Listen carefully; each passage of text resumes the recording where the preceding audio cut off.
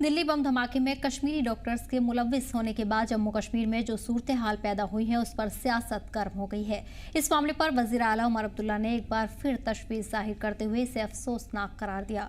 कुलगाम में 2 रोजा regional trade fair का इफ्तिताह करते हुए वजीर आला ने कहा कि उन्हें ये बात नहीं कहनी चाहिए, लेकिन मौजूदा वक्त की हकीकत यही है कि चंद लोगों की गलती से पूरे जम्मू कश्मीर को बदनाम करने की कोशिश की जा रही है। सीएम ने कहा कि तालीम और रोजगार के सिलसिले में दूसरे सूबों में जाने वाले जम्मू कश्मीर के लोगों को शक की नजरों से देखा जा रहा है, जिसकी वजह से वालिदैन अपने बच्चों को तालीम और रोजगार के लिए जम्मू कश्मीर से बाहर भेजने से कतराने लगे हैं। उमर अब्दुल्ला यही नहीं रुके। उन्होंने कहा कि मौजूदा सूरत हाल में दिल्ली जैसी जगह पर जम्मू कश्मीर के रजिस्ट्रेशन प्लेट वाली गाड़ी चलाने से पहले उन्हें भी अब सोचना पड़ता है। दिल्ली और नौगाम पुलिस स्टेशन धमाके के हवाले से वज़ीर आला ने बढ़ते सिक्योरिटी खदशात का भी जिक्र किया। वज़ीर आला ने कहा कि इन हालात में बेरोजगारी के खात्मे के लिए मकामी वसाइल के साथ साथ निजी शोबों में मुलाजमत के इम्कानात का भी जायजा लेना होगा। वज़ीर आला ने सरकारी नौकरी पर मुनहसिर रहने से नौजवानों को खबरदार करते हुए कहा कि सिर्फ सरकारी नौकरी से बेरोजगारी का खात्मा नहीं होगा, नौजवानों को आगे बढ़कर रोजगार पैदा करना होगा। कोशिश की गई थी इससे पहले कि जहां तक हो सके सरकारी मुलाजमत के जरिए इसको कम किया जाए, लेकिन हमारी असलियत ये है, कोई ये सिर्फ जम्मू कश्मीर की बात नहीं है। इस मुल्क में किसी भी रियासत की तरफ देखें और इस दुनिया में किसी मुल्क की तरफ देखें, सच्चाई ये है कि बेरोजगारी का खात्मा कभी सरकारी मुलाजमत से नहीं हुआ है। जहां हमारी जिम्मेदारी है कि सरकारी मुलाजमत के हम मौके और पैदा करें, वहां पे गैर सरकारी मुलाजमत के लिए भी हमें एक कल्चर तैयार करना होगा। हमारी एक और बदकिस्मती है जो शायद बाकी रियासतों को उसका सामना नहीं करना पड़ता है। बाकी रियासतों में बेरोजगारी का हल ढूंढने के लिए बच्चे बच्चियां जो हैं वो उस रियासत से बाहर चले जाते हैं।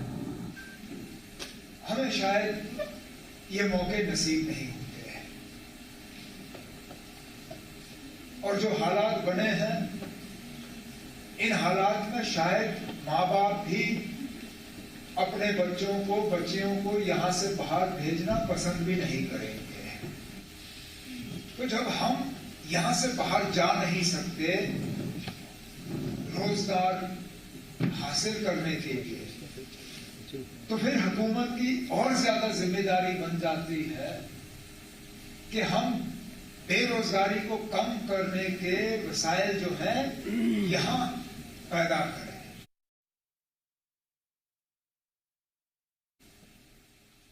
जो मैं कह रहा हूं वो कहना भी मुझे अच्छा नहीं लगता, लेकिन क्या करें, जो हकीकत है वो हकीकत है।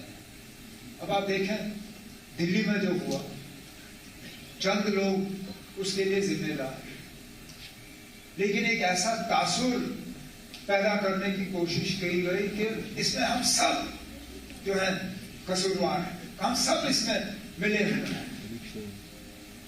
आज तो ना दिल्ली में जम्मू कश्मीर के रजिस्ट्रेशन वाली गाड़ी चलाना भी एक जुर्म के तौर पर समझा जाता है। मैं खुद अपनी गाड़ी, जब मेरे पास अपने ज्यादा सिक्योरिटी वाले नहीं होते, मैं खुद सोचता ना मैं गाड़ी निकालूं या ना निकालूं। मौजूदा हालात के बारे में हम क्या कहें ना, अगर दिल्ली में नहीं फट रहा है तो यहाँ पे फट रहा है। बेगुनाह लोग जो हैं वो अपनी जानें गंवा रहे हैं। कल मैं 5 जगहों पे गया ताज़ियत के लिए, आज 2 और जगह जा रहा हूँ। आखिरकार हम तो चाहते हैं कि कभी ना कभी ये सिलसिला रुके। 30-35 साल में जम्मू कश्मीर ने, बिलखसूस कश्मीर ने बहुत खून खराबा देखा है। हमें तो कहा गया था कि बस अब नहीं होगा, कि 2019 के बाद अब ये सारा सिलसिला बंद हो जाएगा, लेकिन नहीं हुआ। अब क्यों नहीं हुआ ये आपको उन लोगों से पूछना होगा जो हमारे सिक्योरिटी के जिम्मेदार हैं। वो जिम्मेदारी हमारे हाथ में है नहीं।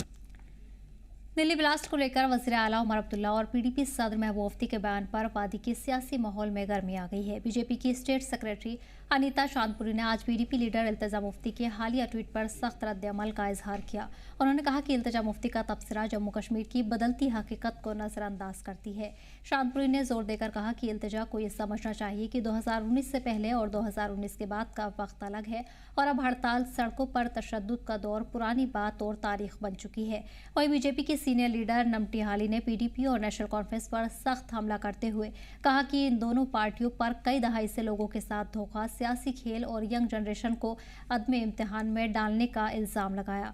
नमटी हाली का कहना था कि ये पार्टियां जानबूझकर हड़तालें, बंद और सड़कों पर हिंसा करवाती रही हैं ताकि सियासी अहमियत बनाई रखी जा सके, जबकि आम लोग लगातार परेशान होते रहे हैं। बार बार हम लोगों को जो पीडीपी के लीडरान की ओर से बयान आ रहा है या ट्वीट आ रहा है कि हम लोगों के ऊपर बार बार सवालिया निशान लगाया जा रहा है। काफ़ी देर से कुछ ऐसी घटनाएं हो रही हैं, ऐसा कोई नहीं चाहता है। हमारी भारतीय जनता पार्टी में आज अगर आप कश्मीर या जम्मू कश्मीर की बात करेंगे तो हमारे यहाँ मुस्लिम कम्युनिटी से बहुत सारे लीडर्स हैं जो बहुत इस टाइम अच्छे अच्छे पोजीशंस पे है। कोई किसी से सवालिया निशान नहीं कर रहे। सवालिया निशान उनसे ही होता है जो किसी गलत एक्टिविटी में मुलवस होते हैं, जो टेररिज्म के साथ मुलवस होते हैं, जिनकी लिंक्स होते हैं, उन्हीं पे सवाल। किसी आम नागरिक को नहीं परेशान किया जाता है, किसी आम पब्लिक को नहीं परेशान किया जाता। आपने अगर देखा होगा 2019 के बाद यहाँ बच्चे स्कूल जाने लगे, यहाँ पे एजुकेशन सिस्टम बेटर हो गया, यहाँ पे खुशहाली वापस आ गई। क्या आज आप ये सोच सकते थे कि आज 2019 से पहले, मैं पीडीपी के उन्हीं लीडरान से पूछना चाहती हूँ, क्या 2019 से पहले या 2016 में ये मुमकिन था हम रात को 12 बजे बाहर जाते? दिल्ली धमाके से यहाँ तक कश्मीर में जो कुछ भी हुआ और इस पर मुख्तलिफ़ किस्म की चमगोया जो मुख्तलिफ़ इंसानों ने की, मुख्तलिफ़ पार्टीज़ ने की। मैं इस तरह मेरा मानना है कि हम 35 साल से इस दौर से गुजर रहे हैं। इन 35 सालों में ये सब लोग उसमें शामिल थे जो आज तनकीद करते हैं, ये सब लोग इसमें शामिल थे। ये इन्होंने बार बार यहाँ है, यही लोग हैं वो जिन्होंने कहा कि मैं पाकिस्तान का शुक्रिया अदा करता हूँ, मैं हुर्रियत का शुक्रिया अदा करता हूँ जिन्होंने मुझे वोट डाला। अपनी कुर्सी के खातिर देखो ये कहाँ तक पहुँच गए, जबकि वो मुल्क के होम मिनिस्टर भी रह चुके हैं। यही वही जमात है, इन्होंने बार बार यहाँ के लोगों का बेतहाशा जुल्म किया, गलत संगत दी यहाँ के बच्चों को।